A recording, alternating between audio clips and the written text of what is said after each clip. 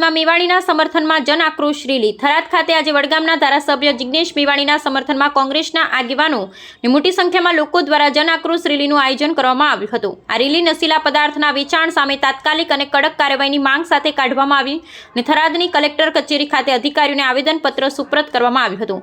આવેદન આપી થરાદને ડ્રગ્સના દૂષણને પગલે ઉડતા ગુજરાત બનતું અટકાવવાની માંગ કરાઈ।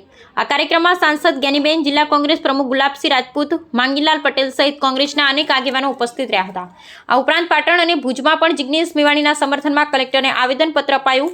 પોલીસ પરિવાર બાદ જન આક્રોશ રેલી આ ઘટનાક્રમની શરૂઆત ત્યારે થઈ જ્યારે ધારાસભ્ય જિગ્નેશ મેવાણીએ થરાદ પોલીસ સ્ટેશનમાં રજૂઆત કરી હતી કે શિવનગર વિસ્તારમાં ડ્રગ્સ, ગાંજો, ચરસ, અફીણ, સ્મેક અને દારૂ જેવા નશીલા પદાર્થોનું સેવન અને વેચાણ ચિંતાજનક રીતે વધી રહ્યું છે। તેમણે શિવનગર વિસ્તારની મહિલાઓ સાથે મળી પોલીસ અધિક્ષકને પણ આ અંગેની રજૂઆત કરી હતી, જેમાં તેમણે પોલીસના પટ્ટા ઉતરી જશે એવું નિવેદન આપ્યું। આ નિવેદનને પગલે પોલીસ પરિવારમાં રોષ જોવા મળ્યો। ત્યારબાદ પોલીસ પરિવારના સભ્યો, વેપારીઓ, અગ્રણીઓએ થરાદ ખાતે એક રેલી યોજી આવેદનપત્ર આપ્યું। આ પછી આજે જિગ્નેશ મેવાણીના સમર્થનમાં નશીલા પદાર્થોના દૂષણ વિરુદ્ધ આ જન આક્રોશ રેલીનું આયોજન કરવામાં આવ્યું હતું। આ રેલી થરાદ ડીસા 4 રસ્તાથી શરૂ થઈ બાબા સાહેબ આંબેડકરની પ્રતિમા સુધી પહોંચી હતી।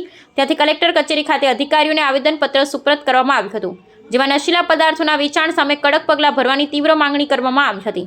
આવેદનપત્રમાં ગંભીર ચિંતાઓ વ્યક્ત કરાઈ હતી અને આવેદનપત્રમાં સ્પષ્ટ જણાવાયું હતું કે વાવ, થરાદ અને બનાસકાંઠા જિલ્લાના મોટા ગામોના આસપાસના વિસ્તારમાં છેલ્લા 2-3 વર્ષથી નશીલા પદાર્થોનું વેચાણ અને સેવન ચિંતાજનક રીતે વધ્યું છે। ખાસ કરી 15 થી 30 વર્ષની વયના યુવાનો અને કિશોરો આ વ્યસનનો ભોગ બની રહ્યા છે, જેને કારણે અનેક પરિવારો આર્થિક અને માનસિક રીતે તબાહ થઈ રહ્યા છે। આવેદનપત્રમાં વધુમાં જણાવ્યું હતું, સ્થાનિક પોલીસ સ્ટેશન અને પાલનપુર પોલીસ અધિક્ષક કચેરીની વારંવાર લેખિત, મૌખિક રજૂઆત કરવા છતાં કોઈ નોંધપાત્ર કાર્યવાહી થઈ નથી। નશીલા પદાર્થોનું વેચાણ શાળા કોલેજની નજીક, બસ સ્ટેન્ડ, 4 રસ્તા અને મોટા ગામડાના ખુલ્લા મેદાનોમાં નિર્ભયપણે થઈ રહ્યું છે। મુખ્ય માંગણીઓ આવેદનપત્ર દ્વારા તંત્ર સમક્ષ નીચે મુજબની ચોક્કસ માંગણીઓ મૂકવામાં આવી હતી। વાવ, થરાદ અને બનાસકાંઠા જિલ્લામાં વિશેષ એન્ટી નાર્કોટિક્સ સેવા દ્વારા 15 દિવસમાં સઘન રેડ ચલાવી, NDPS એક્ટ હેઠળ તમામ ડ્રગ્સ પેડલર્સ સામે ઝડપથી ધરપકડ કરવી અને કેસ દાખલ કરવા, દારૂ, ડ્રગ્સ અને ગાંજા, ચરસના વેચાણકર્તા સામે ગુજરાત પ્રોહિબિશન એક્ટ હેઠળ કાર્યવાહી કરવી, શાળા કોલેજની 200 મીટરની ત્રિજ્યામાં નશીલા પદાર્થોના વેચાણ પર સતત દેખરેખ રાખવા પોલીસ પેટ્રોલિંગ વધારવું, દર મહિને ગામડે ગામડે જાગૃતિ કાર્યક્રમો યોજવા, તાલુકા વિકાસ અધિકારી અને મામલતદારને સૂચના આપી અને આવેદનપત્રના અંતે વિશ્વાસ વ્યક્ત કરવામાં આવ્યો હતો કે આ ગંભીર પ્રશ્ન પર તાત્કાલિક ધ્યાન આપી ગુજરાતને ઉડતા પંજાબની જેમ ઉડતા ગુજરાત બનતું અટકાવવામાં આવશે અને બાળકો તથા યુવાનોના ભવિષ્યને સુરક્ષિત કરવામાં મદદ મળશે। મારા બાપ વિરુદ્ધ હું બોલી શકી તો જિગ્નેશ મેવાણી વિરુદ્ધ નહીં બોલી શકું। જિગ્નેશ મેવાણી મારા ભાઈ છે અને હું સદાય તેમની સાથે રહેવા માંગીશ અને મારી સમાજ પણ તેમની સાથે રહેવા માંગે છે અને ખુલ્લેઆમ દારૂ વેચાણના વિરુદ્ધ જ કરે છે। એ સારા માટે કરે છે, ખરાબ નથી કરતા।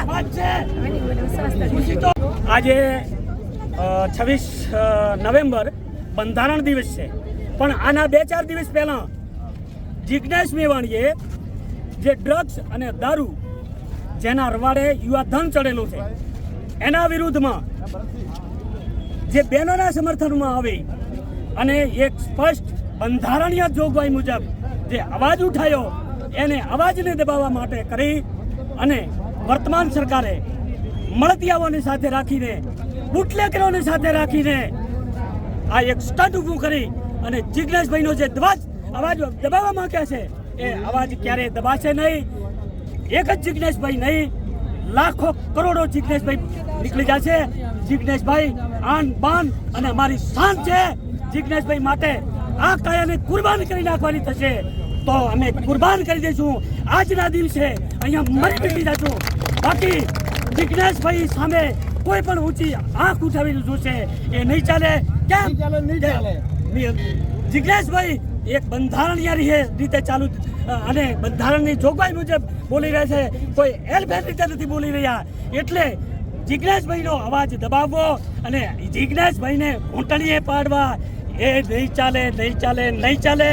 જિગ્નેશભાઈ એક બંધારણને લૂલું પાડી નાખ્યા આ સરકાર સામે અવાજ ઉઠાવી રહ્યા છે। બેન દીકરીઓના જે દીકરા, ભાઈ, બહેન, પિતા આ વિધવા ન થાય, આ ખોટા રવાડે ન ચડે એના માટેનો અવાજ છે।